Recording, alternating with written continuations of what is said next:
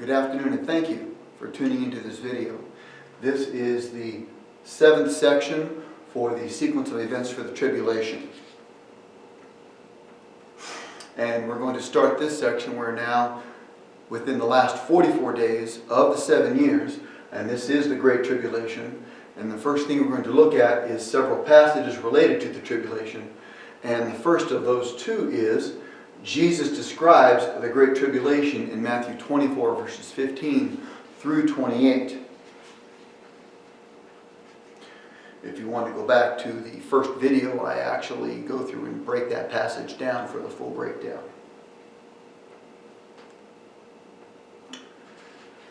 The second passage that's related to the Great Tribulation is Daniel chapter 11 verses 40 through 45.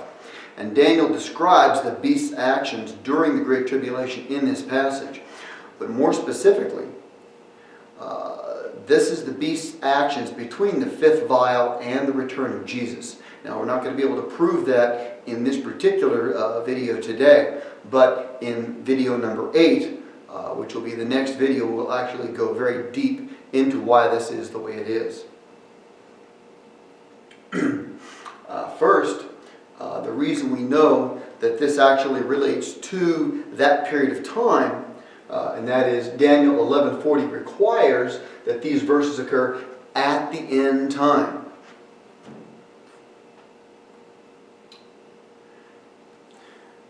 The second reason we know that this passage relates to the very end time is Daniel 12:1, and Daniel 12:1 mirrors Matthew 24 verses 21 through 22. That is, Daniel 12:1 discusses the same period of time from the perspective of the judgments, and it mirrors Jesus' warning in this particular passage.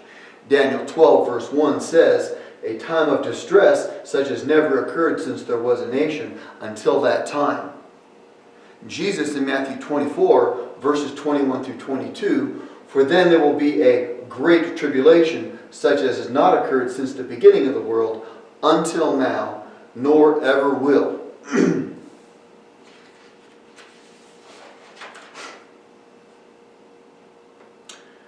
And the third reason we know that this passage is covered during the tribulation period, during that last 44 days, is the Antichrist is judged when Jesus returns at the end of Daniel 11:45.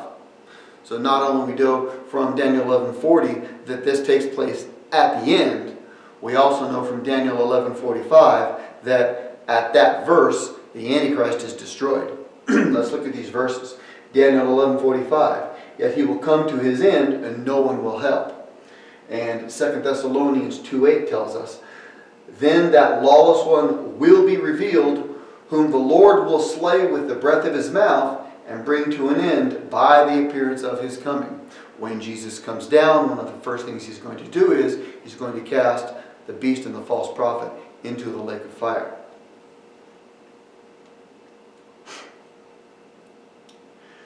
The next thing we want to do is to place the Great Tribulation into context. And what we want to recognize first off is that within the last 44 days, we have this period of time, and we're going to go through this in just a moment. We have the seventh trumpet, all 7 vials, and the return of Jesus, all in these last 44 days. It is Jesus in Matthew 24:29 that distinguishes between the Great Tribulation and his return. Therefore, Jesus uses the words Great Tribulation to describe the 7 vial judgments. But let's put this picture together for you so you understand. Daniel 9:24 through 27 and Daniel 12:11 and 12 combine to provide a very specific picture of Israel's last 7 years. You have the 1186 days from the signing of the covenant until the end of the sacrifice. Then from Daniel 12:11 and 12 we have 1290 days from the end of the sacrifice to the abomination of desolation. And then we have that last 44 days until day 1335. And day 1335 is the first day of the millennium. Now let's look at Matthew 24 and how Jesus divides this particular period of time. In Matthew 24, verses 1 through 31, this passage naturally divides into 6 sections, 4 of which describe the 7 years. We have the beginning of birth pains in verses 7 and 8 over here.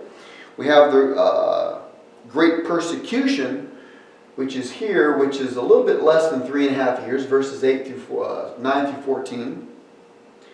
And then we have the great tribulation, which Jesus talks about, verses 15 through 28. And then the 4th section is his own return, 29 through 31. So where where Daniel 12, 11, and 12 come in, we see it's in the last 44 days, and it keeps it as a single group. But when Jesus discusses this time, this whole period here is the last 44 days, but he divides it into the Great Tribulation and his own return. He divides those 44 days into 2 sections.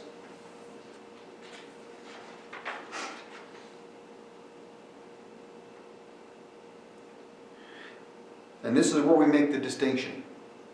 Jesus in Matthew 24:29 says, "But immediately after the tribulation of those days, he will return." It's Jesus that makes that distinction.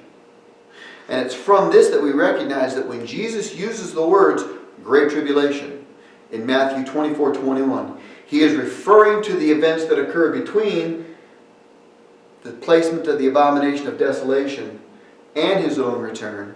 And the only thing that happens in there by way of divine judgment is the vials.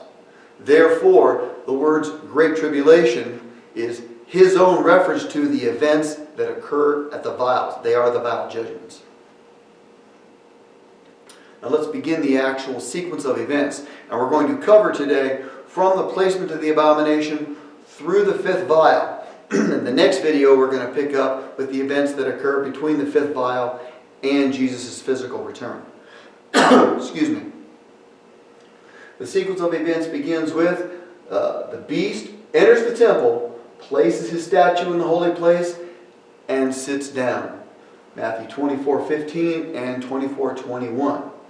And I've gone ahead and I've placed this up here, and we've got the X right here at the beginning of the last 44 days. Matthew 24:15. "Therefore, when you see the abomination of desolation, which was spoken through the prophet Daniel, standing in the holy place."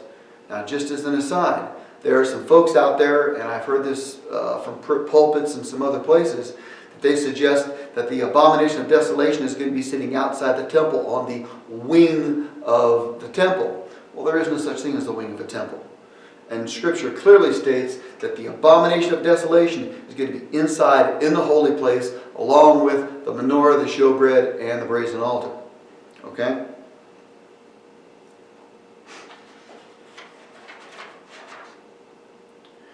The very next event, in fact, the event that occurs immediately after that, obedient Israelites flee Judea.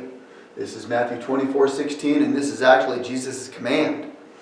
"Then let those who are in Judea flee to the mountains. Let him who is on the housetop do not go down to get the things that are in his house, and let him who is in the field not turn back to get his cloak." This is the second flight of Israelites. Remember, just after the middle of the tribulation, you had a group of Israelites who fled into a place in the wilderness to be protected for 1,260 days. That was the first flight. This is the second flight. And this is immediately after the placement of the abomination of desolation. But don't miss this, and don't miss the urgency in Jesus' words. The urgency in Jesus' warning suggests that the 7th trumpet and the 7 vials must follow very quickly. In other words, within hours or perhaps even minutes. If you don't have time to go from your rooftop to get into your house and then get out of town, that's not a lot of time. There is serious urgency because the events that are going to follow very, very quickly. The third event, the 7th trumpet. The third woe.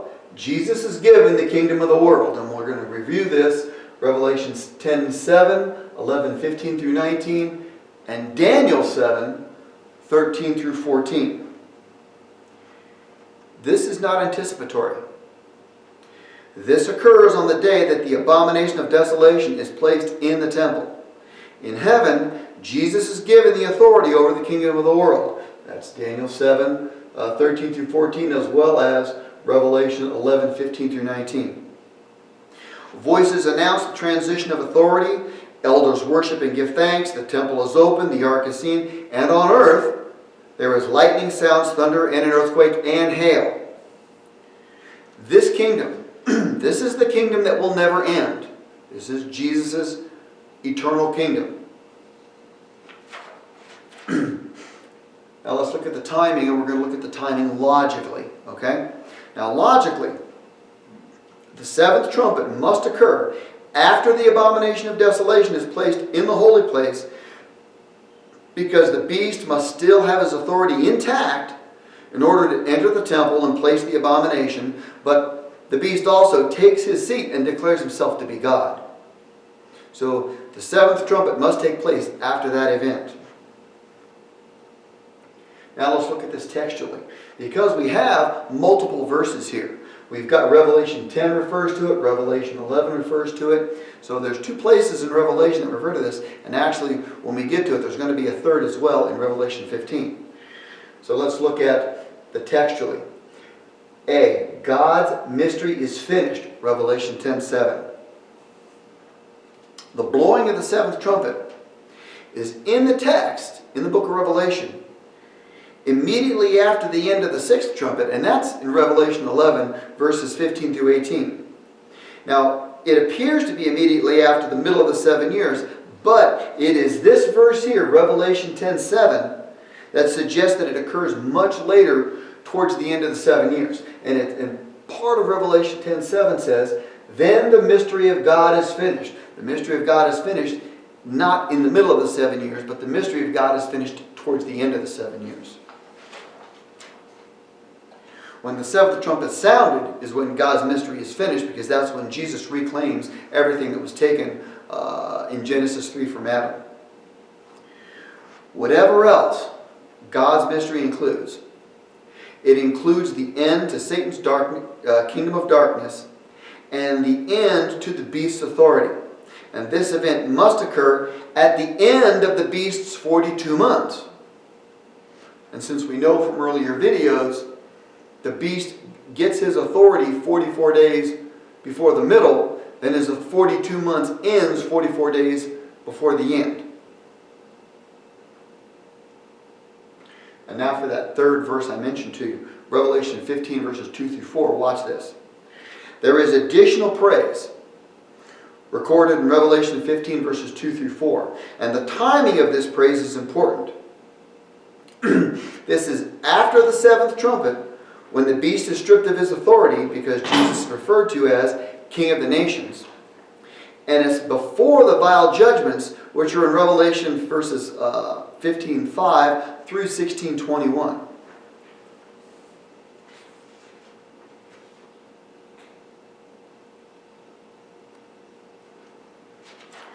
Now we have some comments we want to look at here. First comment. This is the beginning of Jesus' eternal kingdom, not Israel's millennial kingdom. This is two different kingdoms. This is what's happening here at the seventh trumpet is, this is the full and final recovery, that is the redemption of all that Satan usurped from Adam in Genesis 3. I mentioned that a moment ago. Now, at the cross, Jesus redeemed all of humanity, and he became the second Adam, our federal head. At the seventh trumpet, he redeems the planet. The millennial kingdom. The millennial kingdom for Israel is a subcategory of Jesus' kingdom. The millennial kingdom cannot occur so long as Satan has authority over the earth. Jesus had to recover that first. When the millennium ends, Jesus will remain king of his kingdom forever. We can see this in Psalm 2, verses 8 through 9. And it says, ask of me, and this is God speaking to Jesus. Ask of me, and I will surely give the nations as your inheritance, and the very ends of the earth as your possession. Our second comment. The event in Daniel 7:13 is the seventh trumpet, and should not be confused with the event in Revelation 5. Now I put this in there. I used to be confused about this until I really got into the text. In Revelation 5, Jesus is the Lamb who is worthy to open the scroll at the beginning of the 7 years. Here, with the seventh trumpet, and in Daniel 7, verses 13 to 14, Jesus is given the kingdom of the world. And this passage reads, in part, "And to him it was given dominion, glory, and a kingdom, that all peoples, nations, and men of every language might serve him. His dominion," get this, "his dominion is an everlasting dominion which will not pass away, and his kingdom is the one which will not be destroyed." That's how we know we're talking about the changing over from the beast to Jesus. He gets the full redemption of everything lost, and that this is his eternal kingdom. From this passage right here, Daniel 7, verses 13 to 14. The third comment. When Jesus descends, it is to take possession of what already belongs to him.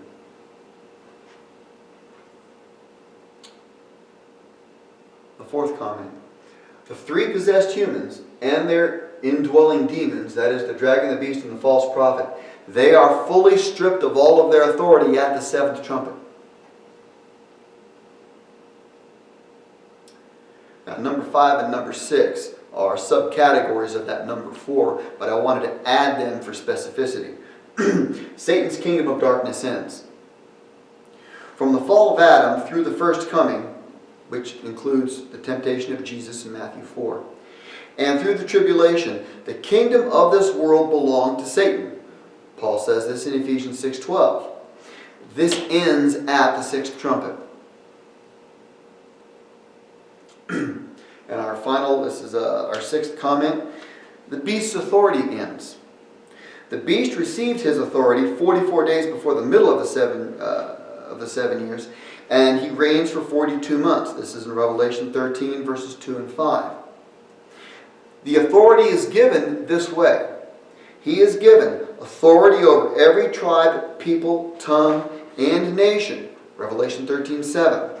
But at the seventh trumpet marks the end of his reign, and Jesus is given dominion, glory, and a kingdom that all peoples and nations and men of every language might serve him. Now, in case you missed it, this is the same level of authority. You can't have the same level of authority by two people at the same time. That's how we know that Jesus is taking back from the beast everything that he had. This is the same reasoning we used to recognize the transition from the prince, from the first half of the tribulation, to the beast who ruled during most of the second half. Two individuals cannot have the same level of authority at the same time over the planet. Our seventh and final comment. From the seventh trumpet through all 7 vials to the descent of Jesus, the dragon, the beast, and the false prophet have no authority of their own. They're under the authority of Jesus. In Revelation 16, 13 through 14, they leave their humans that they have possessed in order to gather the kings of the whole world. Not only because they themselves can no longer command it, but because Jesus commands them to do it. It's likely that they could not even leave their possessed humans without Jesus' permission or command. And we see that in the Gospels in Matthew 8, Mark 5, and Luke 8, where demon-possessed people, the demons beg for mercy and ask for permission to go different places.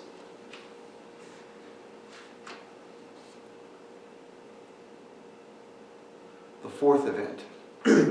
The martyrs from the great persecution are seen in heaven. This is Revelation 15:2, and these martyrs are seen in heaven before the vials are poured out in Revelation 16. These martyrs are seen in heaven before the vials are poured out. This marks the end of a specific harvest that began with the casting down of the devil in the middle of the 7 years and ends with the seventh trumpet when the devil loses all of his authority. Now there's going to be additional martyrdom during the remaining 6 weeks, as per Revelation 14:13. Now of these martyrs, their victory. And I saw something like the sea of glass mixed with fire, and those who had been victorious over the beast and his image, and of the number of his name, standing on the sea of glass, holding harps of God. Their victory was they were killed because they did not worship the beast or his idol or take his mark. And their future. These martyrs will reign with Jesus during the millennium, and that's in Revelation 20 verses 4 and 6. It reads in part, "And those who had not worshipped the beast or his image, and had not received his mark upon his forehead and upon their hand, and they came to life and reigned with Christ for 1,000 years." Excuse me. The fifth event during the Great Tribulation period. The Israelites, exiled to Babylon the Great, are told to flee. And this can be seen in Zechariah 14:2. Now, listen to this. At the end of the Battle of Jerusalem, and we covered this in the last video, half of the city is exiled. The command in Revelation 18:4 is for those exiles to leave Babylon the Great and return to Jerusalem. And I would suggest that their exile appears to be fairly brief. Zechariah 14:2 tells us that half of the city was exiled. That is, half of the survivors who were there were exiled. Now let's look at this timing. And the timing of this, and we're going to look at it from the perspective of the plagues, and then you'll understand. Okay? The departure of the saints from Babylon the Great precedes the vial judgments. The saints are told to flee so that they may not receive of her plagues, and that's Revelation 18:4. Back in Revelation 15:1 is clear that the vial judgments are the last plagues. Therefore, the reference to the plagues in Revelation 18:4 must refer to the vials. In Revelation 15:1, I saw another sign in heaven, great and marvelous, 7 angels who had 7 plagues, which are the last, because in them God's wrath is finished. And then in Revelation 18:4, it says, "Come out of her, my people, that you may not participate in her sins, and that you may not receive of her plagues." Now, the only adjustment may be the word "her" right here at the very end. The first 4 vials appear to affect the entire world. But the 5th one specifies the throne of the beast. And that's Revelation 16:10. And the 7th vial actually names Babylon the Great, and that's in 16:19. As the beast has lost his spiritual authority, he is powerless to prevent his captive Israelites from leaving Babylon the Great and returning to Jerusalem.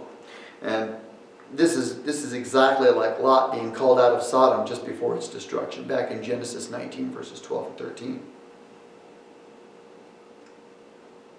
We're going to look at some Old Testament references to this. First, this event is described in Isaiah 48:20 through 22. Now, answering 2 questions confirms that this is the end of the tribulation and not back in 539 BC when Cyrus sent the Israelites home. And the first question is, why would God tell the Israelites to flee the Chaldeans when the Medes were in authority? He was Cyrus the Mede. And the second question, and why would God tell the Israelites to flee Cyrus if in fact Cyrus is already going to let them go? So this is how we know that this passage here is not talking about something that happened 2,500 years ago, that this passage is actually discussing the end of the tribulation. Go forth from Babylon, flee from the Chaldeans, declare with the sound of joyful shouting, proclaim this, send it out to the end of the earth.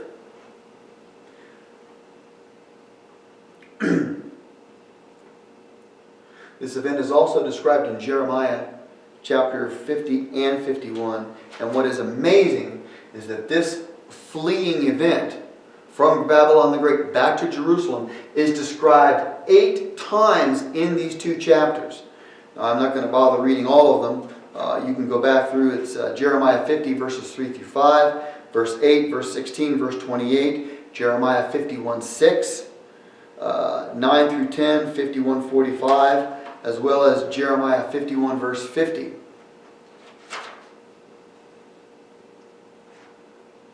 And this event is also described in Zechariah 2:7. Now the important observation here is Zechariah 2:7 is a prophecy given 2 decades, or almost 2 decades, after Cyrus allowed the Israelites to return back to Jerusalem. So we know it can't be talking about something that already occurred. It would be history. It would be prophecy. And Zechariah 2:7 says, "Ho, Zion, escape, you who are living with the daughter of Babylon."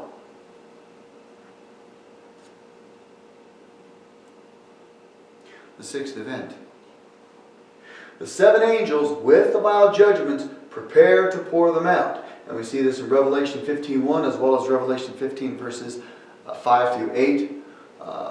And we've already read 51, the 7 angels who had the 7 plagues, and they're preparing to pour them out. And 5 through 8, one of the 4 living creatures gave to the 7 angels 7 golden bowls full of the wrath of God. And as soon as they're prepared, a voice from the temple commands the pouring of the vials. This is a single command to pour out all of the vials. Now with the trumpets, you actually had the 2 witnesses praying through the first half of the 7 years, and at each prayer, then one of these first 6 trumpets would then be blown, and the plague or asteroid would then occur. Here, it's a single command. And I heard a loud voice from the temple saying to the 7 angels, "Go and pour out the 7 vials, of the 7 bowls of the wrath of God onto the earth."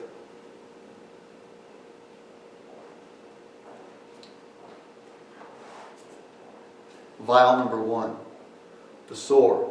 A malignant sore appears on those with the mark of the beast. And the first angel went and poured out his bowl into the earth, and it became a loathsome and malignant sore. Sounds like it's only going to be 1 per person. Upon the men who had the mark of the beast and who worshipped his image. Now, I have heard some suggest that this sore is the body's response to implanted electronics, tattoos, or something else. If true, then why did it take over 3 years for the sores to appear? Even more, if this is true, isn't it odd that no matter when the person received the mark, that they all get the sore at the same time? Now this suggestion, whether it's electronics or tattoos, this suggestion removes the miracle. It removes the divine judgment from this event. So that's not what this is.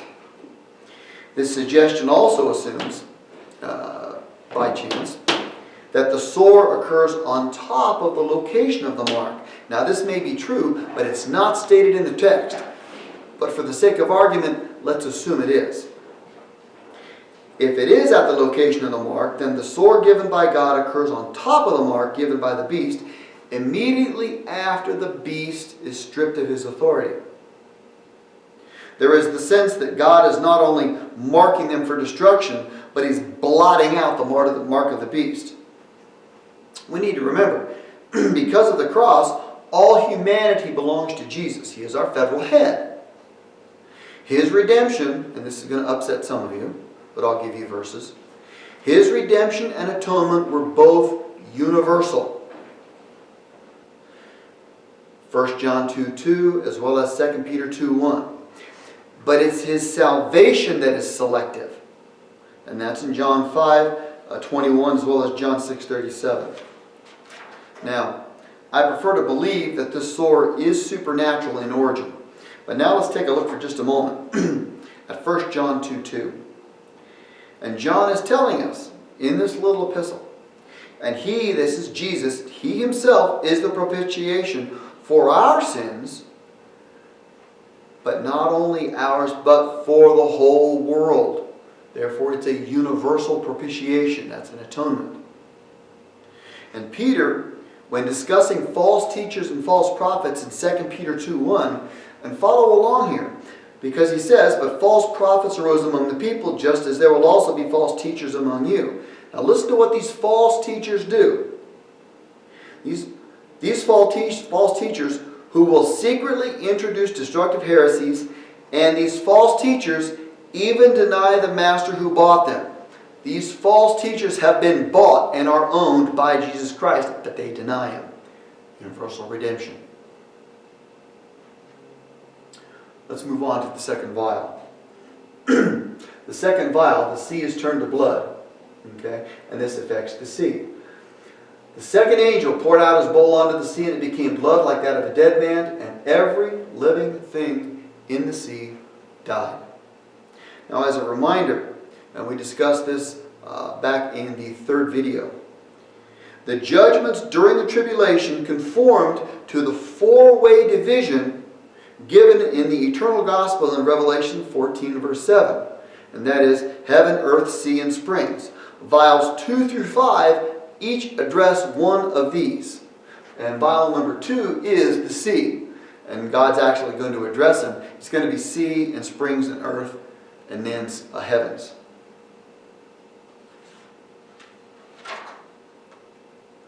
Vial number 3. The rivers and the streams turn to blood. And of course this is the springs. Vial number 4. The sun's heat is increased. Now, only God can alter the output of the sun. While the origin of this heat is the sun in the heavens, the effect of it is on the earth. So we're going to mark this down as earth, and you'll see in just a minute. But let's take a look at Isaiah.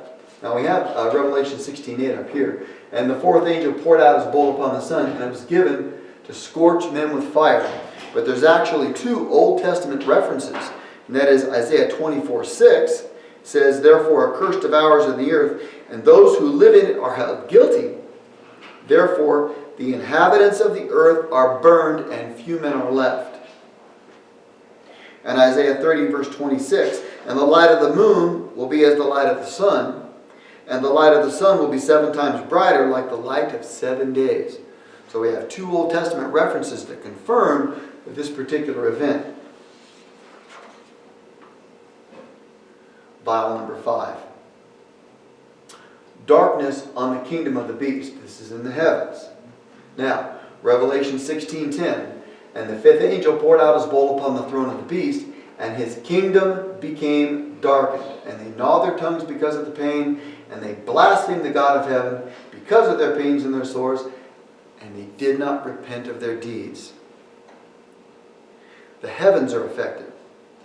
This is a supernatural darkness, just like the darkness that was in Egypt and not in Goshen back in Exodus 10 verses 21 through 29.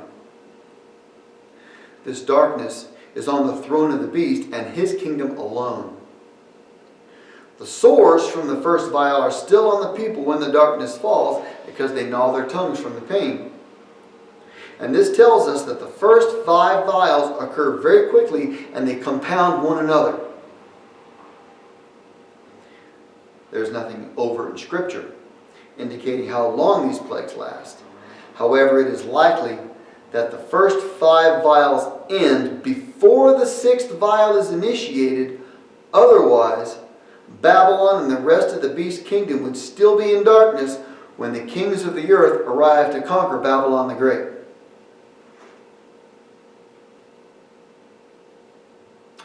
Now we've come to the end of this particular video, and I want to thank you for tuning in and watching.